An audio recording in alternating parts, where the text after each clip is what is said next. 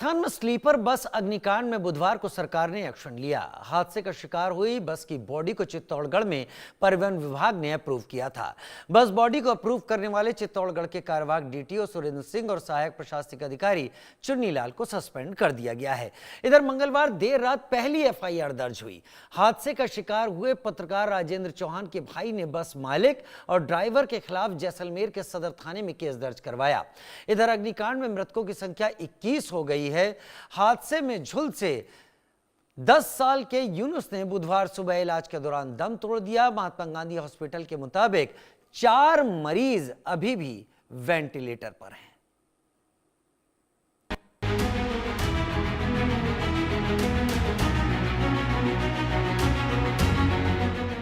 राजस्थान में the burning बस, चारों तरफ चीख पुकार।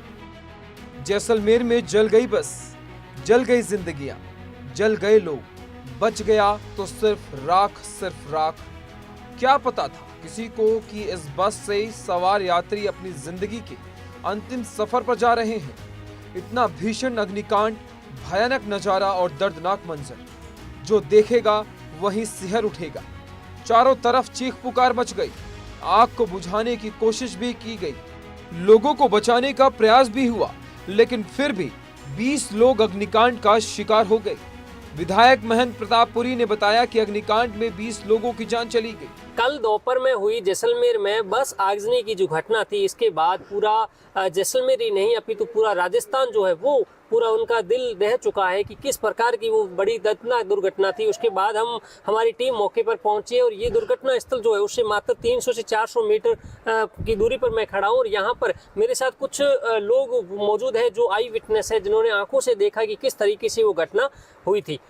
सर, क्या नाम है आपका? महेंद्र सिंह। महेंद्र सिंह कहाँ से हो आप? मैं जोनू डिस्ट्रिक्ट से बिलोंग करता हूँ। महेंद्र सिंह, ये घटना हुई तब आप कहाँ मौजूद थे और कैसे हुई? हम दारू गोडाउन एफसीआई के पास में बैठे थे और हमारे को कुड़का सुना तो बोला टायर पंचर होगा, टायर पंचर होगा। उठ कर देखा तो आग लगी हुई मिली। तो हम बाहर निकल के पास में गए तो बस दिखी हमारे को। उसके पास में गए तो हमारे को एक लेडीज भगती हुई मिली। उसको बोले क्या होगा? मेरा आदमी अंदर है।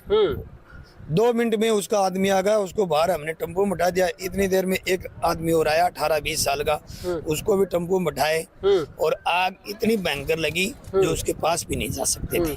मैंने जी, ये आदमी कैसे आए? मतलब दरवाजे टूट गए थे क्या? ये मालूम नहीं है सर, ये हमने नहीं देखा जी। अच्छा, वो पास में बस से यहाँ तक वो आदमी और दोनों यहाँ तक पहुँच गए? हाँ, वहाँ पैदल आगे कम से कम भी 200-300 मीटर तक।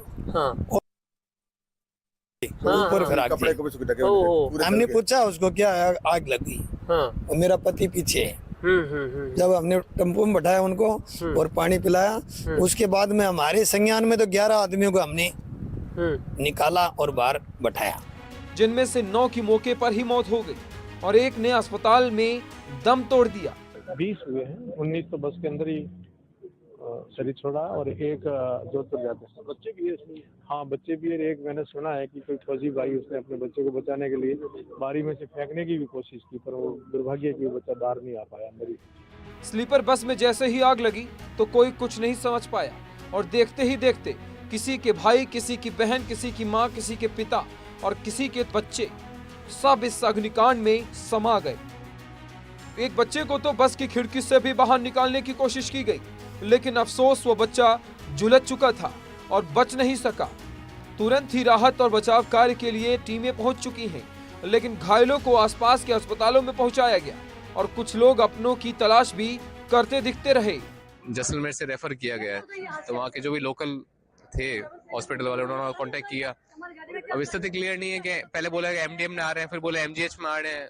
वस्तुस्थिति क्लियर नहीं है, ना प्रशासन कुछ बता रहा है कि भाई कौन कितना एडमिट है, कितना नहीं है। अब उसी का वेट कर रहे हैं कि कब आए और कब उनको स्थिति से क्लियर में अपने बच्चे से मिल पाए। दरअसल राजस्थान के जैसलमेर में जोधपुर एक स्लीपर बस जा रही थी। इसी दौरान बस के पिछले हिस्से से धुआं निकलने लगा और फिर कुछ ही क्षण में सब अग्निकांड में तब्दील हो गया और चारों तरफ सिर्फ चीख पुकार और धुआं ही नजर आने लगा। सरकार ने संवेदना प्रकट करने के साथ ही मृतक परिवारों को 2 लाख और घायलों के लिए 50,000 रुपए सहायता राशि का ऐलान किया है। लेकिन जो जख्म मिला है पीड़ित परिवारों को, जो दर्द मिला है इन परिवारों को जिन्होंने अपनों को खो दिया, उनकी भरपाई कभी